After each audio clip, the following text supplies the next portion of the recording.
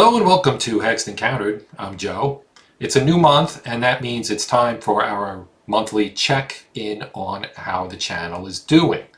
March was my first full month at my new job and that did have an impact on my gaming time and my ability to make videos. So instead of my usual output of 20 or 22 or so videos per month, I was only able to get 17 videos this month. But we're going to carry on and start taking a look at how we did in March, which was a pretty decent month actually overall, even with the slightly lesser amount of content that was created. In terms of views, there were 15,376 views for the various videos on the channel, which is down about 400 from February. But on the bright side, that's up about 4,700 views over March of 2023. In total viewing time, we hit 1,810.5 hours, and for those of you who like math, that works out to just over 7 minutes of viewing time for each of those 15,000 plus views. The viewership was diverse, as 53% of those watching were viewing Hexed Countered for the first time, while the other 47% were, of course, returning viewers. If we look at the age of the content viewed, 35% watched videos debuting in March, 22% watched videos that were published within 6 months but not in March, so October through February. And the remaining 43% watched content older than 6 months. Now to me that's an interesting spread, and I'm actually pleased that the older stuff still seems to draw viewership. On the engagement side, there were 778 likes, 21 shares, and 91 comments posted in March. Thank you to everyone who did one or more of those things. Engagement is what helps the channel's exposure on YouTube, and it's a great way for me to get some positive feedback as well. So thank you.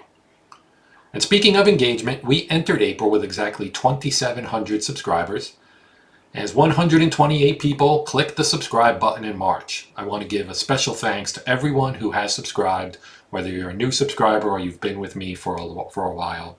It is definitely really appreciated.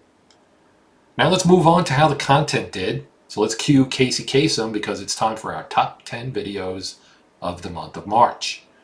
And number 10 is the second installment of the ongoing career playthrough of The Hunters. Taking the 9th position is the Beyond the Demo gameplay video, which features the British, and that is from the upcoming PC game Headquarters World War II. That will be coming out pretty soon now. Coming in just ahead of that one, and placing 8th, is the third part of the Hunter's career playthrough. And in 7th place is a video that's a bit older but still relatively popular, the gameplay video for North Africa 41.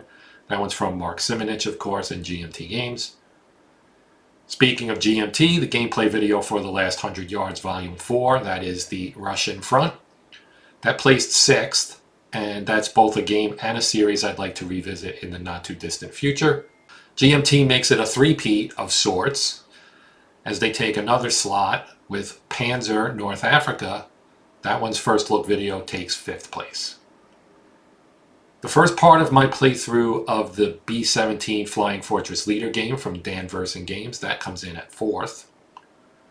Now that brings us into the top 3, and coming in 3rd is the first look at the game Gross Deutschland 42 from MMP The Gamers. Now, I'd be remiss at this point if I didn't mention the recent passing of the gamer's founder and the man behind so many outstanding war games and war game series, Dean Essig. Coming in at number 2 is the first look at the newest game from designer Joe Fernandez and Compass Games, Storm of Steel Ju-87 Stuka Eastern Front.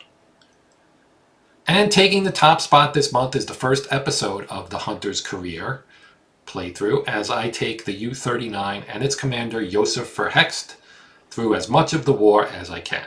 Switching gears, I'd like to briefly touch on what I'm hoping to do this month. Now, I mentioned this the last time out, but I'm going to be traveling for business in April and will likely be away for the better part of 3 weeks. I have some content that I've already finished that I will publish over the next week or so, including a couple of first looks of games from GMT. One is France 40's 2nd edition, which of course is an entry, like the North Africa 41, in the popular 4X series from designer Mark Simonich. And I'm also doing a first look at another GMT game called Rebel Fury, which is a tri-pack of American Civil War battles, and that one's from Mark Herman. Now that one, the system is based on the one that Mark introduced in C3I with Gettysburg and Waterloo, and is set to become a series that covers various battles from the American Civil War in a low to moderate complexity system. There will also be some new entries in the Hunter series, of course, as the story of Joseph for Hexed continues. And naturally, I will have some more sports content as well, including a wrestling game called The Squared Circle that I think is really fantastic, as well as a look at Glory Days boxing and probably something else as well. We'll see how things go.